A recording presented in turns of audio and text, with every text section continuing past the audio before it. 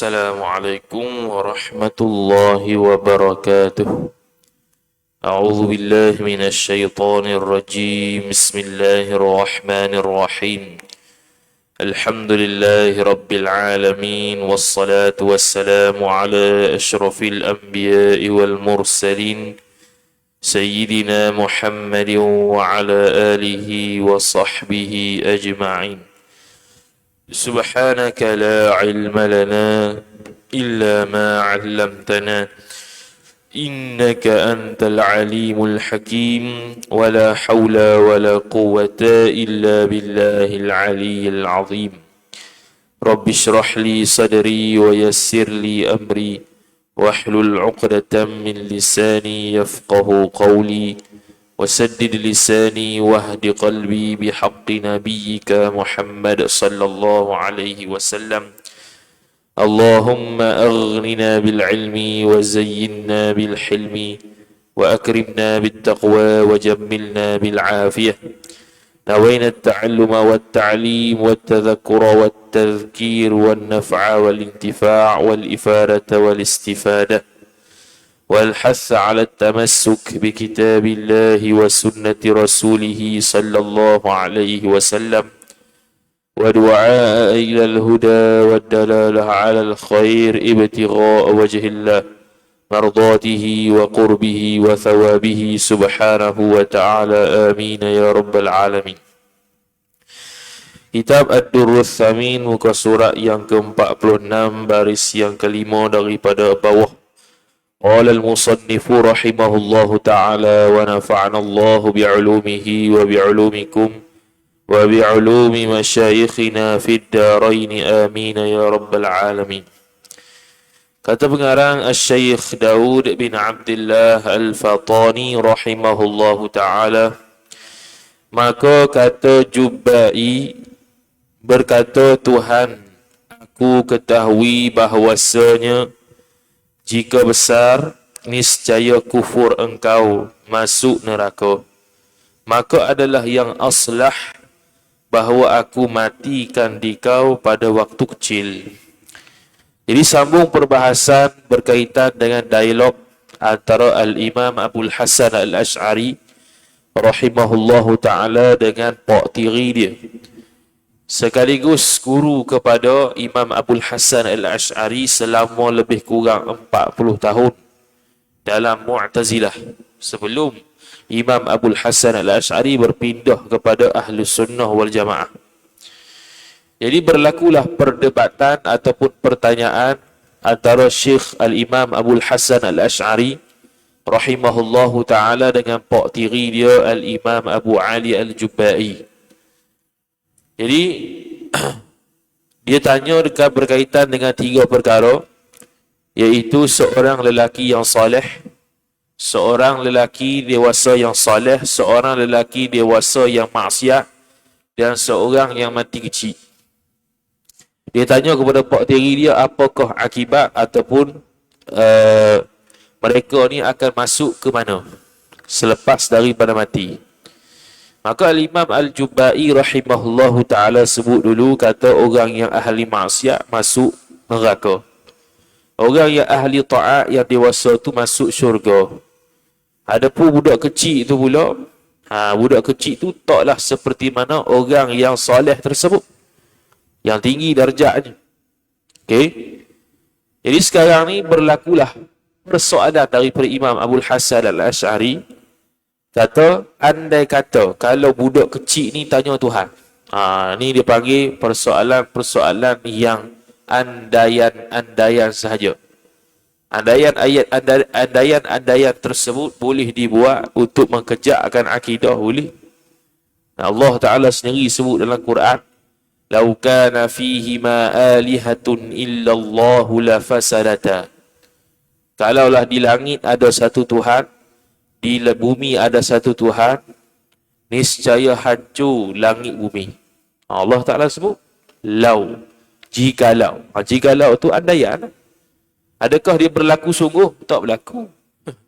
Tapi kalau andai kata berlaku, akibatnya akan hancur alam ni. Tapi berlaku tak berlaku. Itu tanda kata boleh untuk buat andaian, khususnya dalam berakidah, untuk memantapkan lagi keimanan. Bukan nak meragukan. Takut kita faham pula, ni nak meragukan kita ni, banyak persoalan dah.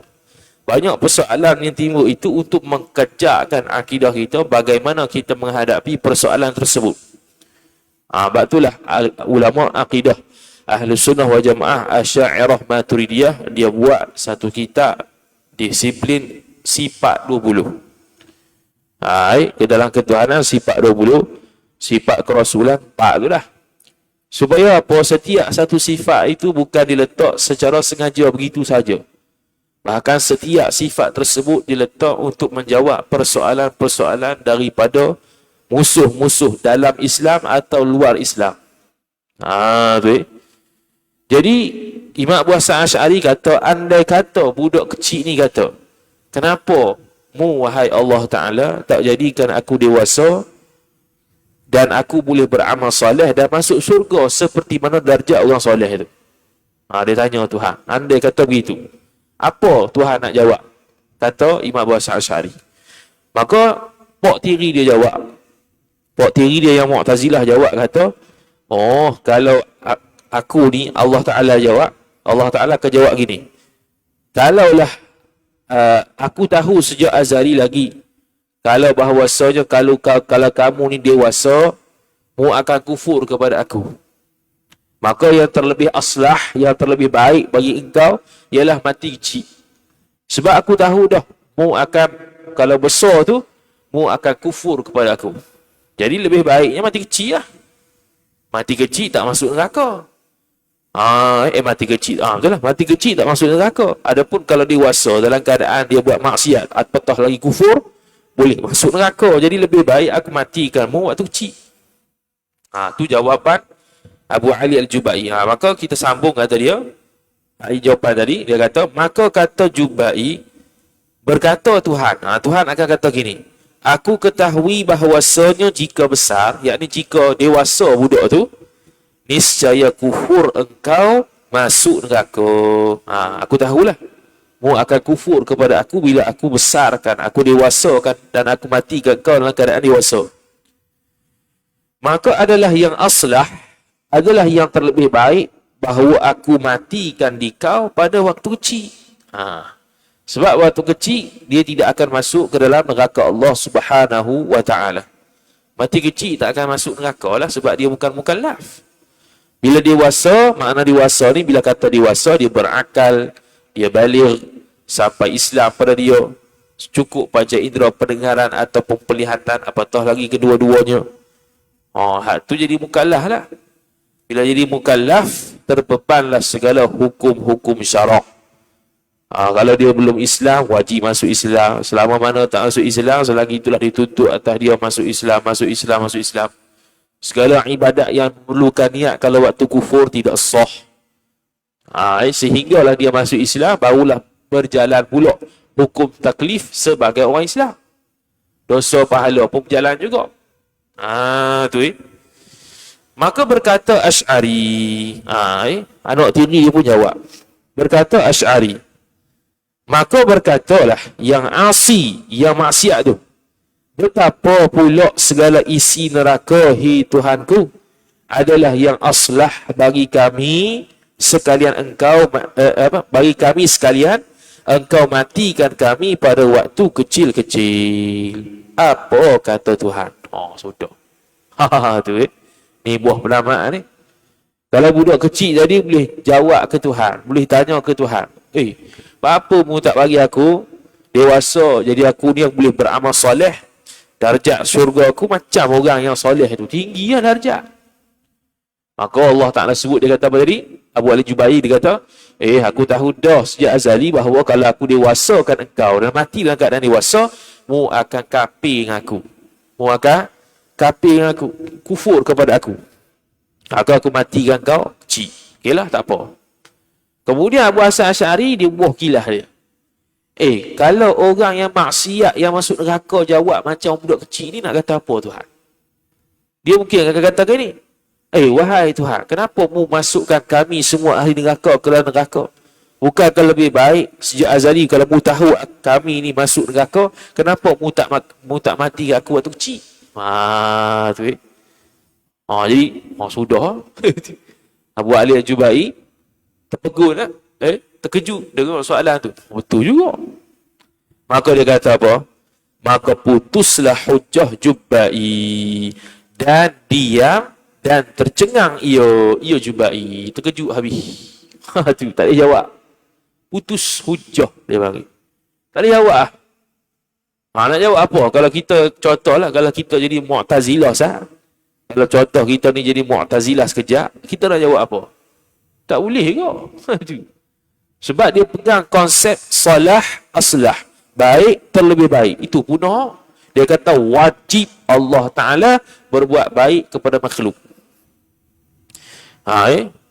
Minggu lepas kita dah bahas panjang dah, berbuat baik pada makhluk tu apa beza salah dengan aslah.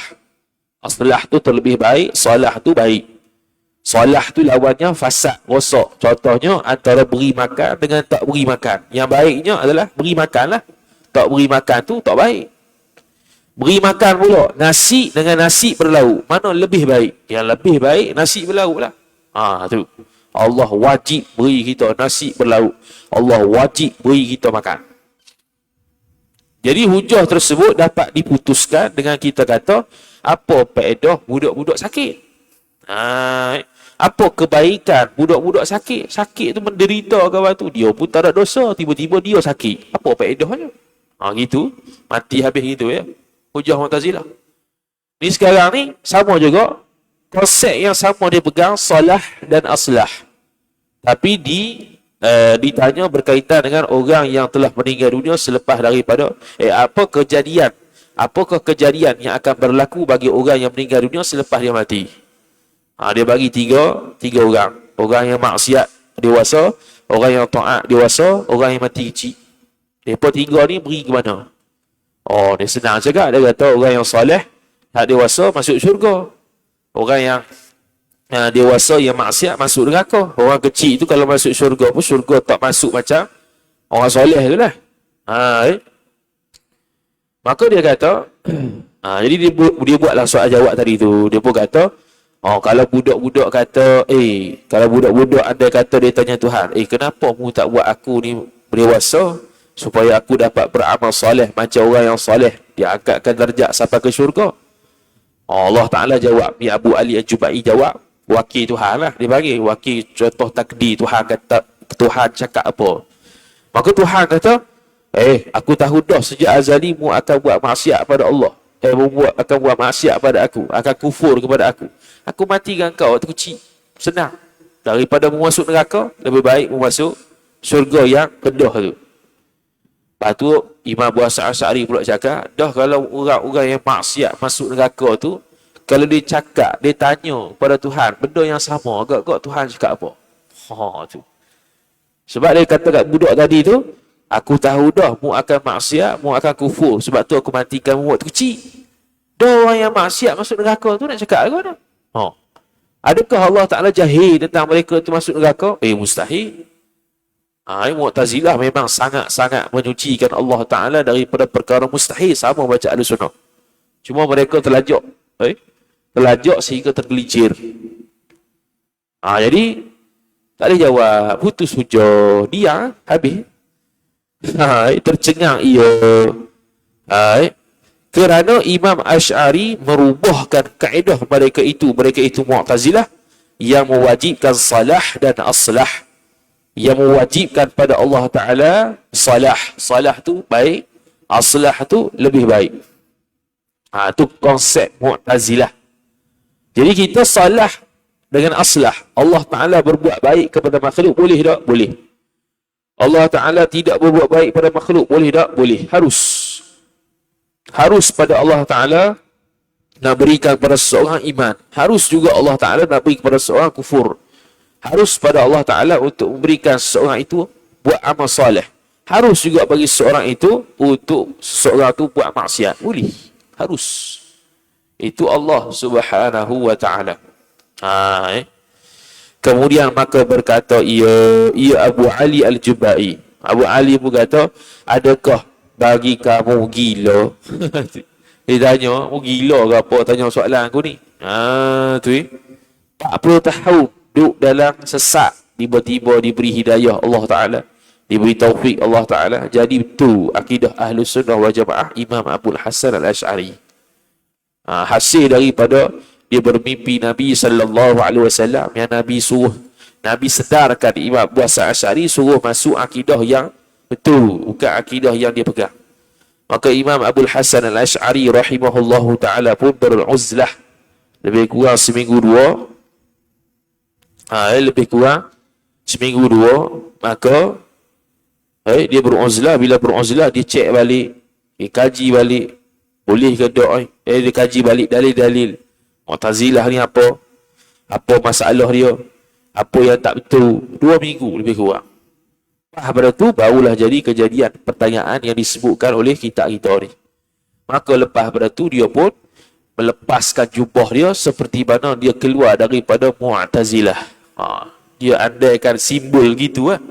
Dia lepaskan jubah dia seperti mana dia tu melepaskan diri daripada Mu'tazilah. Katanya, kata Abdul Hasan Al-Asy'ari, tiada, yakni tiada aku gila. Dan tetapi terhentilah himar syekh pada Aqabah, yakni pada tangga. Okey. Dan tetapi terhentilah himar syekh. Himar ni kegilaan lah kita kata. Syekh di sini Abu Ali Jubai tu. Pada Aqabah, yakni pada tangga. Pada Aqabah ni, yakni akibat lepas daripada dialog yang berlaku ni. Hilang, henti, habis. Dia punya kedahsyatannya dalam Mu'tazilah tu jadi terputus. Hebatnya hujah Abu Ali Al-Jubai tadi tu terputus. Putus hujah, habis. Mati akal. Ni baru betul mutakallim. Orang yang mampu berhujah dalam akidah.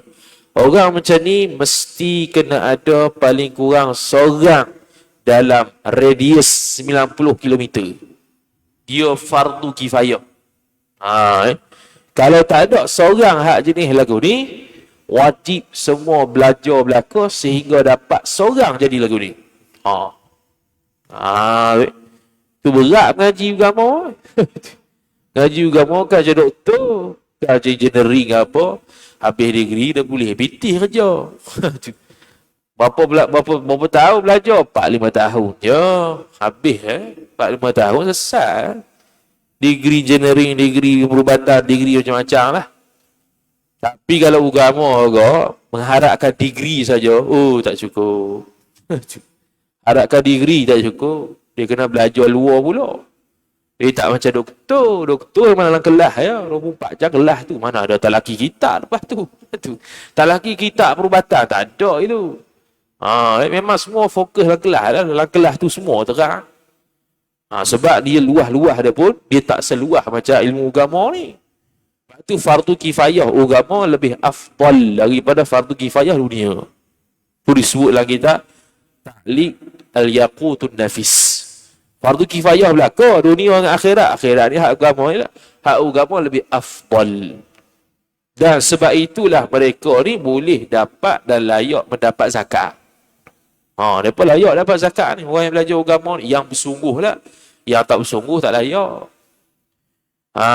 Yang nak buat relay, tak mengaji.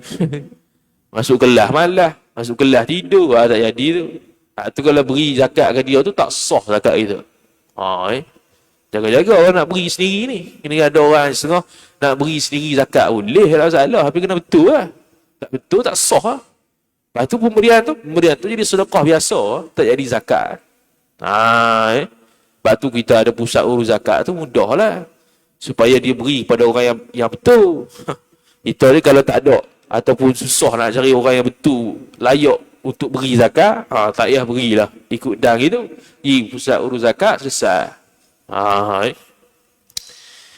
Jadi dia banyak benda. Jadi kena ada seorang yang jenis macam ni dalam 90 km. 90 km tu radius lah, bulatan. Mana-mana tempat 90 km mesti ada seorang. Tu jarak yang paling jauh lah boleh pergi. Dalam 90 km mesti ada seorang. Seorang ni tak. Seorang tu kalau mati, mestilah seorang lagi ganti. Tak boleh. Tak boleh lepas seorang tu mati, habis. Tak ada orang. Tak boleh. Mesti kena ada seorang. Tu fardu kifayah. Tu akidah sama juga fiqh sama.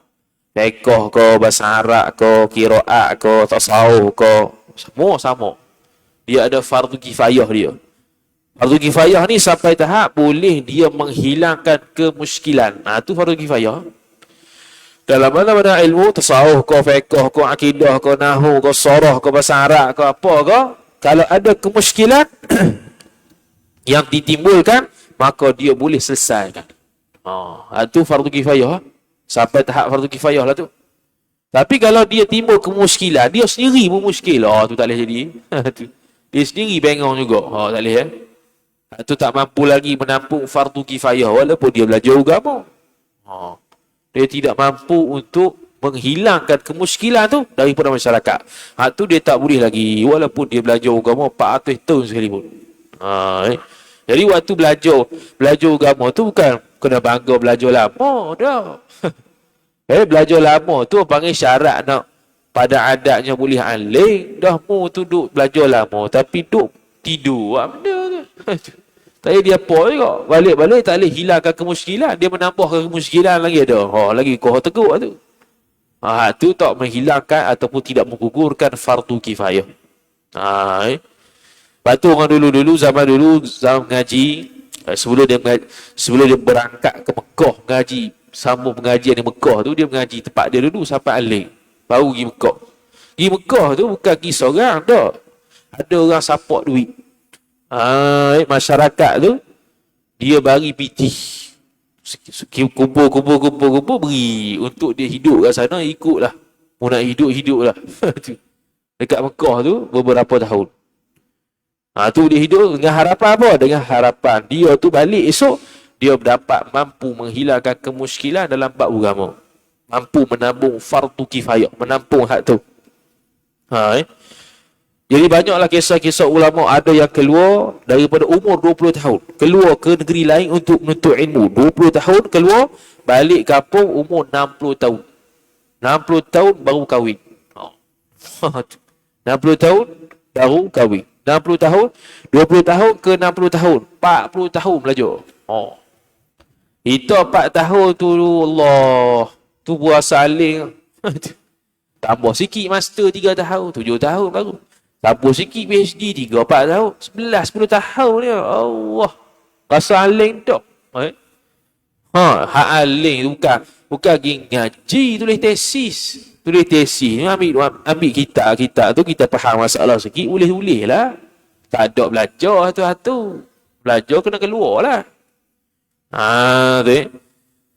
Belajar kena luar. Bukannya dengan harap yang tesis tu saja. Tesis tu pun bahagian tertentu ya. Kalau CJ kita tu CJ syariah, bukan syariah belaka kita kerti. Syariah bahagian kita tu dia kerti. Tu kalau tak belajar luar lah. Lepas tu kena talaki juga dengan orang lain. Kitab-kitab lain di luar. Tak boleh mengharapkan CJ sahaja. Habis. Kemudian kata musannif rahimahullahu subhanahu wa ta'ala. Dan setengah daripada perkara yang harus ialah harus melihat Allah Ta'ala di akhirat. Sudah. Ni isu besar sekarang. Kalau orang ada FB lah. Sesama ahli ilmuan. Dia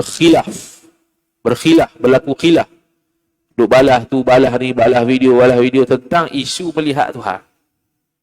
Kalau tengok lah. Kalau tak tengok tak apa. Bagus juga tak tengok tu. Buat apa tengok? Lagi kurang pening. Ustaz A kata A, Ustaz B kata B. Lepas tu balas balik. Lepas sudah. Tak habis-habis. Tu masing-masing bawa kitab masing-masing. Harus melihat Allah. Boleh ke tak? Bukan masalah boleh melihat Allah ke tak. Melihat Allah tu dengan apa? Situ. Berlaku percanggahan dalam FB tu. Kalau tengok lah. Melihat Allah tu sepakat lah. Tak ada siapa yang bantah. Yang bantahnya Mu'tazilah. Mu'tazilah kata kita tak boleh melihat Allah. Tu Mu'tazilah. Cak lalu lah Mu'tazilah. Dia kata tak boleh melihat Allah. Sebab apa? Sebab kalau melihat Allah, mestilah Allah Ta'ala tu bertempat. Mestilah Allah Ta'ala berjisim. Mestilah Allah Ta'ala berhajat kepada cahaya untuk kita tengok dia. Baru kita boleh nampak dia. Oh, hak tu ciri-ciri makhluk. Maka mustahil melihat Allah. Tu Mu'tazilah. Tu dia memang out terus lah. Memang tak lihat Tuhan. Ada pula yang kata melihat Allah. Ya, kita dapat melihat Allah dalam keadaan Allah Ta'ala bertempat, dalam keadaan Allah Ta'ala di atas, dalam keadaan Allah Ta'ala berjisim, dalam keadaan Allah Ta'ala itu berarah. Itu mujassimah.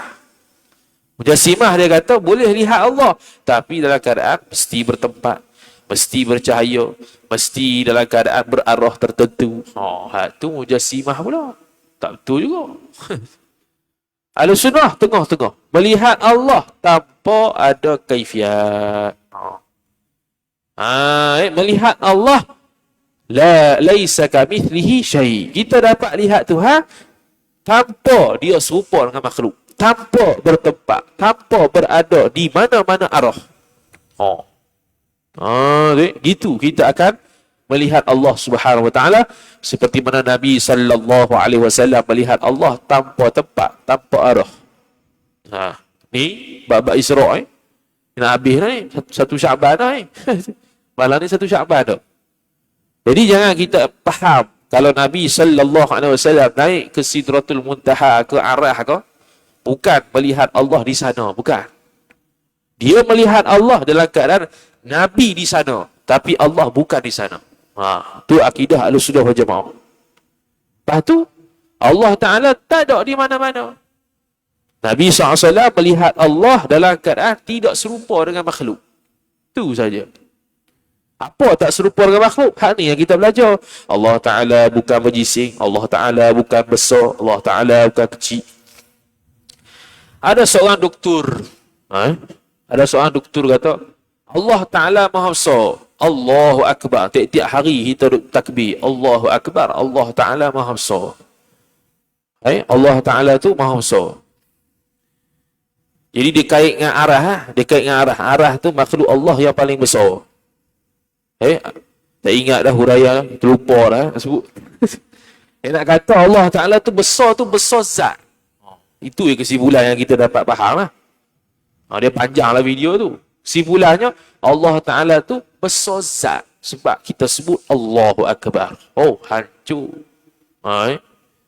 Ni siapa ni? Orang ada PhD dah ni. Jadi PhD dalam bab agama belum tentu dia tu menjadi jaminan kepada kita tu boleh buat rujukan. Belum tentu. Kalau dia tak belajar, belum tentu. Bahaya lagi ada. Ulama sekian lama dah memberitahu kata Allah Maha Besar situ besar pangkat, besar darjat, besar kedudukan.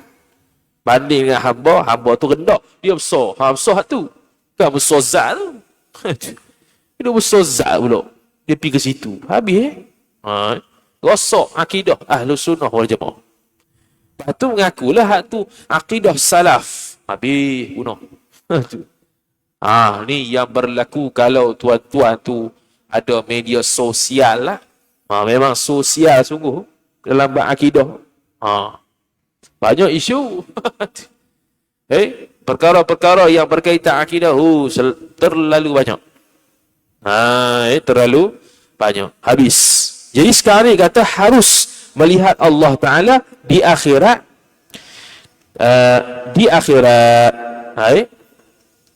Di dalam neraka bagi segala mukmin. Neraka apa tu? Ke syurga? Kitab Melayu kata bahasa syurga tu. Sebab neraka tak mungkin neraka syurga sebenarnya. Syurga bukan neraka tu. Dia tak ada shin, dia nun ni. Jadi neraka. Ke mana neraka? Syurga bukan neraka. Jadi dia kata melihat Allah di akhirat di dalam syurga bagi segala yang mukmin, bagi orang yang beriman. Jadi orang yang beriman akan melihat Allah Subhanahu wa taala di syurga. Orang kafir tak akan melihat Allah Subhanahu wa taala.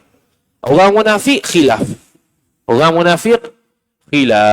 Pandangan pertama tak dapat lihat. Ni munafik i'tiqad lah. Iaitu zahirnya sembahyang, zahirnya puasa, dalam hati kufur kepada Allah, dalam hati kufur dengan Nabi sallallahu alaihi wasallam. Maka orang ni khilaf ulama, boleh lihat Allah ataupun tidak. Pandangan pertama kata tak boleh, macam orang kafir. Pandangan kedua kata melihat Allah sekejap, kemudian Allah tutup semula. Bila tutup semula tu mereka dah rasa seksa sebab tak dapat lihat Tuhan. Tu orang munafik i'tiqad lah. Orang beriman boleh lihat Allah. Tengok, lihat Allah tu dengan tiada kaifiyat, dengan tak ada cara. Tak ada apa-apa cara, di atas kau, di bawah kau, di kanan kau, di kiri kau. Allah dalam keadaan duduk kau, berdiri kau, tinggung, tak ada. Kita melihat Allah tanpa ada sebarang kaifiat makhluk. Sama ada tempat, arah, besar, kecil, panjang, lebar, masa, tempat, tak ada. Tak ada kaitan. Seperti mana Allah sejak azali tidak bertempat, ketika itulah bila ada tempat sekalipun Allah tetap tidak bertempat bila kita lihat dia. Tu harus pada akal. Boleh melihat Allah dalam keadaan sebegitu. Macam mana lihat tak ada kaifiat gitu? Dah sebab kita tak pernah lihat benda yang bukan makhluk, jadi susah nak terima sikit. Kita lihat sama kita ni, lihat makhluk ke lihat Tuhan? Lihat makhluk, sebab tu kita tak nak faham lagu mana melihat Allah. Tak ada kaifiat, tak boleh faham. Tapi hak tu harus. Sebab apa kita tak nak faham? Sebab kita belum lalui. Tu yang tak boleh faham. Sebab tu dia panggil beriman. Ni benda yang berkaitan beriman. Beriman ni kita ambil, percaya, puh hati. Tu beriman. Sebab tu orang kafir musyrik ujian ni ialah apa dia? Dia tak nampak Tuhan. Jadi dia kena beriman dalam keadaan dia tak nampak Tuhan ni. Adakah Tuhan tu mesti kena nampak baru nak beriman? Tidak. Beriman ni percaya. Kita walaupun tak nampak tapi percaya. Kita percaya Allah Ta'ala wujud. Kalau nak tunggu Allah Ta'ala nampak tu, susah. Sebab tu namanya beriman. Percaya. Kita percaya Nabi dulu ada. Nabi sallallahu alaihi wasallam. Adakah kita pernah jumpa? Tak pernah jumpa. Tahu mana? Riwayat hadis. Yakin ke? Yakin. Tu beriman tu. Takkan nak kena jumpa baru beriman. Tidak. Tidak semesti begitu. Itu musyrik. Itu orang yang musyrik di Mekah dulu. Tak percaya Tuhan sebab tak nampak Tuhan. Kat mana Tuhan? Kami ni. Tuhan kami. Berhala. Dia nampak. Sebab dia yang buat. Bukannya mari berdebak sekali kat Mekah tu. Aku Tuhan. Bukan. Mereka yang buat patung tu. Mereka yang semua patung. Mereka yang buat sendiri. Itu panggil orang tak cerdik. Menyembah benda yang mereka buat sendiri. Gila ke apa? Itu. Tak ada kaifiat. Seperti melihat segala makhluk dengan tiada berhingga. Dengan tiada berhingga. Tetapi telah sabitlah di dalam dunia melihat akan Allah dengan mata kepala. Ni isu ni. Saya kata tadi seperti melihat segala makhluk dengan tiada berhingga. Tiada berhingga ni tak ada hak lah. Tidak berhingga ni tidak ada hak. Okey. Tetapi telah sabit di dalam dunia melihat akan Allah dengan mata kepala bagi penghulu kita saja, iaitu siapa? Nabi sallallahu alaihi wasallam. Hak ni khilaf. Pandangan mu'tamad Nabi sallallahu alaihi wasallam melihat Allah dengan mata kepala. Ni penting ni. Ni penting. Kita melihat Allah Taala dengan mata kepala. Mata kepala tu apa dia? Kalau kita faham, mata kepala ni lah. Mata yang berada di kepala. Mata kepala dia panggil. Mata hati, mata yang dia adalah hati. Jadi kita melihat Allah dengan panca indera kita. Ya, panca indera yang Allah buka hijab yang boleh lihat Allah tanpa bertempat. Begitu. Bahkan Allah Ta'ala boleh membuka hijab seluruh tubuh kita melihat Allah. Boleh. Boleh. Sekarang ni kita lihat dengan biji mata sebab Allah membuka hijab untuk lihat dengan biji mata terhadap makhluk. Boleh tak andai kata Allah Ta'ala letak penglihatan di tangan, tangan lihat makhluk? Boleh ke tak? Boleh. Cuma buat ke tak Allah? Tak buatlah begitu. Cuma boleh. Dalam kitab Hasyiah Al-Jamal ala Fathil Wahab, dia sebut apa? Andai kata lutut baca Fatihah, sah ke tak Fatihah dia? Kita dengung kok. Mana lutut je Fatihah pula. Lutut itu yang diberikan sifat perkata pada orang tersebut. Allah Ta'ala letak sifat perkata, sifat kalam di lutut dia. Dan lutut dia tu baca Fatihah, sah ke tak Fatihah dia? Jawapan dia sah. Jawapan dia adalah sah. Nak kata apa? Nak kata cakap ni bukan kat mulut ya. Yang mulut ni adat kita cakap kat mulut. Kalau Allah cipta dia cakap dengan lutut, agak lagu mana? Boleh tak? Boleh sebab Allah yang buat. Kita melihat dengan mata. Boleh tak Allah Ta'ala nak buat melihat dengan hidung? Boleh Boleh tu boleh. Berlaku ke tidak, itu nombor dua. Kita selalu sebut. Boleh dengan berlaku, dua benda berbeza. Boleh tak? Boleh. Berlaku tak? Belum tentu. Boleh kadang-kadang berlaku, boleh kadang-kadang tak berlaku. Itu tak apalah. Tu dari sudut realiti berlaku tu. Tapi boleh tak? Boleh. Boleh berlaku? Boleh berlaku. Jadi Nabi SAW melihat Allah dengan mata kepala yang dibuka ke hijab, sehingga Nabi melihat Allah dalam keadaan tidak bertempat, tidak berarah, tidak macam makhluk. Itu. Yang orang yang mengaku salaf, baru-baru ni, dia buat tanya persoalan yang sama lah. Kamu mempercayai, kamu ni kita lah. Dia tanya ke orang yang mewakili kita ni. Dia kata apa? Kamu percaya ada Allah Ta'ala tu, kita dapat lihat, percaya. Melihat Allah Ta'ala tanpa tempat. Tanpa tempat. Dia kata ini contradiction. Ini sangat bercanggah dengan apa yang kita faham. Contradiction kata. Totally contradiction. Dia punya bahasa Inggeris tu. Secara total, secara mutlak bercanggah dengan apa yang sepatutnya berlaku. Dia kata begitu. Itu makna dia tak faham hukum akal. Sebab tu kena belajar hukum akal dulu. Dalam akidah ni, dia punya disiplin dia, ulama akan letak faham hukum akal dulu. Supaya kita faham elok, akan datang perbahasan apa yang nak sebut. Sebab tu ada nama kitab Wasailu Ilmil Kalam. Ayah disekam buat kitab Jawi. Bahas bab tu je. Bahas bab kunci-kunci dalam tauhid, salah satunya hukum akal. Wajib mustahil harus. Imam Haramain rahimahullah ta'ala sebut, siapa yang tak faham hukum akal, dia gila. Penting hukum akal. Jadi kalau dia tak faham hukum akal harus pada akal dengan benda mustahil pada adat, tak nak beza. Payah. Dia tak akan boleh terima kata nasi itu kalau makan 40 pinggan tak kenyang. Dia tak akan boleh terima. Sebab dia apa? Sebab totally contradiction dia kata. Kok mana 40 kali makan tak kenyang-kenyang? Itu dia tak faham hukum akal. Dari sudut adat, mustahil tak kenyang. Dari sudut akal, boleh tak kenyang sebab Allah yang beri kenyang. Kalau Allah nak tetapkan dia lapar, makan pilah 400 pinggan pun, tetap lapar. Kalau Allah Ta'ala, dia tak makan, tapi Allah Ta'ala tetap Allah Ta'ala tetap dia tu akan kenyang, kenyang. Tak makan, tapi kenyang. Boleh tak? Boleh. Adakah contradiction? Tak kontradik pun. Tidak bercanggah pun. Sebab tu kena faham elok akal dengan adat ni apa dia. Adat ni benda yang berlaku kat kita lah. Benda yang diulang paling kurang 2 kali. Berlaku benda yang sama, dia panggil adat. Jadi kita makan sepinggan, makan. Kenyang tak? Kenyang. Makan sepinggan, makan. Kenyang tak? Kenyang. 2 kali dah. Dikira maksudnya makan sepinggan ni pada adatnya kenyang. Tapi pada akal, adakah mesti kenyang? Wajib kenyang? Tidak. Sebab itu kuasa Allah Ta'ala. Harus dia kenyang, harus tak kenyang. Tapi ghaliknya kenyang lah. Ghalik tak ada jadi hukum. Hukum ni dia kisah pada boleh ke tak berlaku. Boleh.